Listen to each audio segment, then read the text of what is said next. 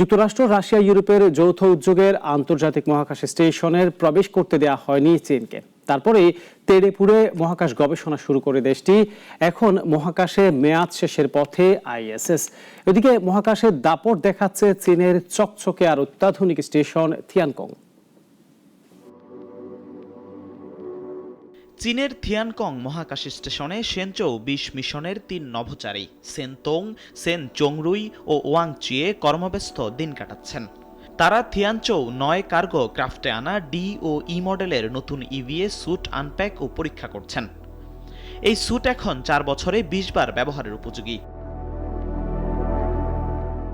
এ সময় চীনের মহাকাশ স্টেশনের নভোচারীদের শ্বাসতন্ত্রের জন্য মাইক্রোবায়োম ও বর্জ্য পরিশোধনের জন্য ম্যাটেরিয়াল এনার্জি রূপান্তর সিস্টেমও ইনস্টল করা হয়েছে। -৮০ ডিগ্রির ফ্রিজও যুক্ত করা হয়েছে স্টেশনে।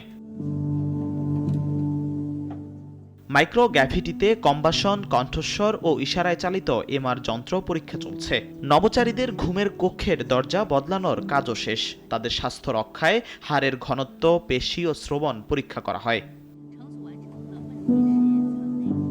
নভোচারীরা অর্গান অন আ চিপ প্রযুক্তি ব্যবহার করে মস্তিষ্কের রক্ত চলাচল ও কার্যকারিতা নিয়ে গবেষণা করছেন। হাড়ের বিপাক, মাইক্রোবায়োটা ও পুষ্টির বিশ্লেষণে রামান স্পেকট্রোস্কোপি ব্যবহার করা হচ্ছে।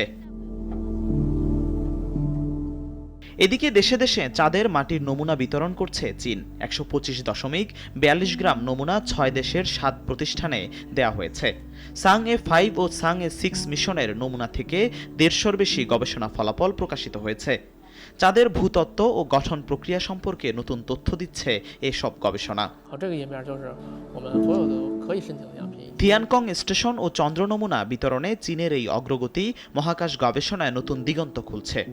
নভোচারীদের কাজ ও আন্তর্জাতিক সহযোগিতা বিশ্বব্যাপী বিজ্ঞানের ক্ষেত্রে চীনের শক্তিশালী অবস্থান প্রমাণ করছে। জিহাদুল ইসলাম, নাগরিক।